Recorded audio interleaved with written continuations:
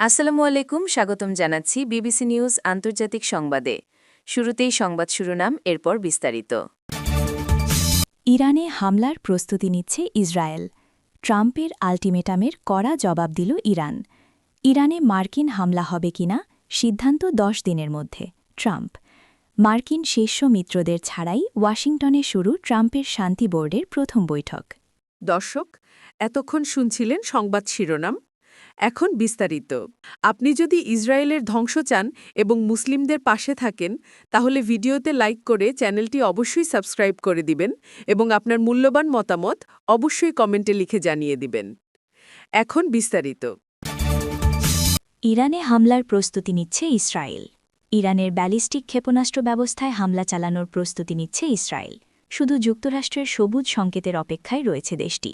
বুধবার রাতে ইসরায়েল সরকারি সম্প্রচার মাধ্যম কানের বরাত দিয়ে এ তথ্য জানিয়েছে তুর্কি বার্তা সংস্থা আনাদোলু।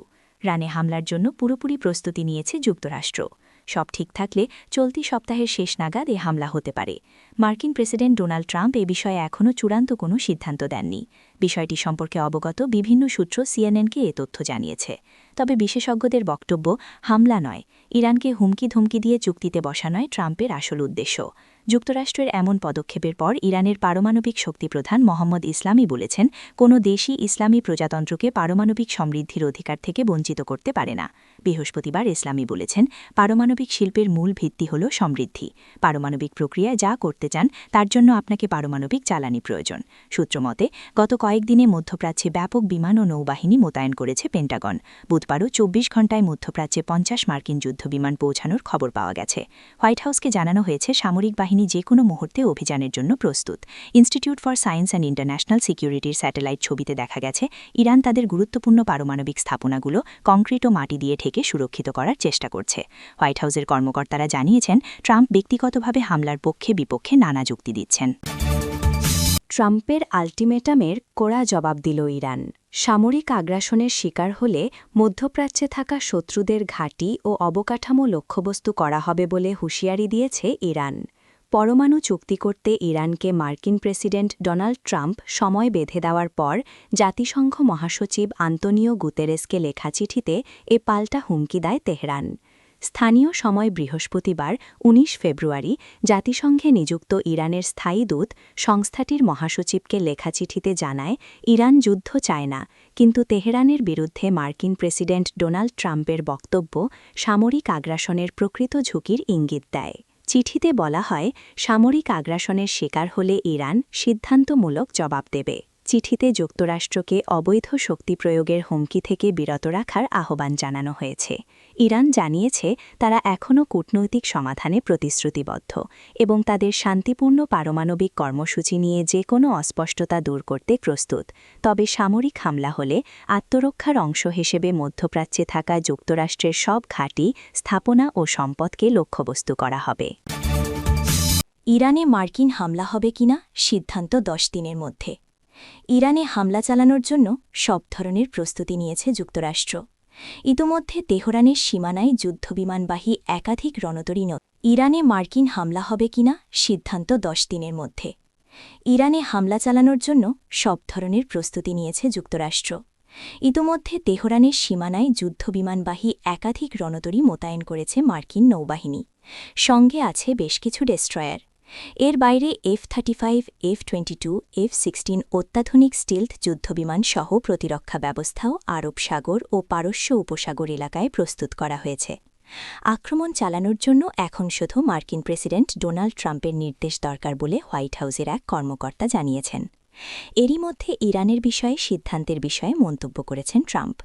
স্থানীয় সময় বৃহস্পতিবার ১৯ ফেব্রুয়ারি সকালে গাজা পুনর্গঠন নিয়ে ট্রাম্পের বোর্ড অফ পিসের প্রথম বৈঠকে তিনি বলেছেন, ইরানের সঙ্গে যে আলোচনা হচ্ছে তার ফলাফল সম্ভবত 10 দিনের মধ্যে আসবে। প্রেসিডেন্ট ডোনাল্ড ট্রাম্প ওই অনুষ্ঠানে দেওয়া বক্তব্যে বলেছেন যে, ইরানের সঙ্গে আলোচনার ফলাফল সম্ভবত আগামী 10 দিনের মধ্যেই জানা যাবে। মার্কিন শীর্ষ মিত্রদের ছাড়াই ওয়াশিংটনে শুরু ট্রাম্পের শান্তি বোর্ডের প্রথম বৈঠক। ইসরায়েলি আগ্রাসনে ধ্বংসস্তূপে পরিণত হওয়া গাজা পুনর্গঠনে মার্কিন প্রেসিডেন্ট ডোনাল্ড ট্রাম্পের পরিকল্পনার শীর্ষে আছে বোর্ড অফ পিস। বহু প্রতীক্ষিত এই বোর্ডের প্রথম বৈঠক বসেছে যুক্তরাষ্ট্রের স্থানীয় সময় বৃহস্পতিবার ১৯ ফেব্রুয়ারি সকালে। এতে হাঙ্গেরি, আর্জেন্টিনা সহ অন্তত ৪০টি দেশের প্রতিনিধি এবং সরকার ও রাষ্ট্রপ্রধানরা অংশ নিলেও উপস্থিত হয়নি প্রধান মিত্ররাই। ইতোমধ্যে ওয়াশিংটনে জড়ো হয়েছেন বোর্ড অফ পিসের বৈঠকে অংশ নিতে যাওয়া প্রতিনিধিরা। তাদের প্রথম বৈঠকে গাজার ভঙ্গুর যুদ্ধবিরতির পরবর্তী অবস্থার উন্নতির বিষয়টি মূল আলোচ্য বিষয় হতে পারে। তবে যুক্তরাষ্ট্রের প্রধান মিত্ররা এই সম্মেলনে অনুপস্থিত। তাদের আশঙ্কা, ট্রাম্প বিশ্বজুড়ে সংঘাত নিরসনে এই সংস্থাকে ব্যবহারের মাধ্যমে জাতিসংঘের কর্তৃত্বকে চ্যালেঞ্জ করার লক্ষ্য নিয়ে এগোচ্ছেন।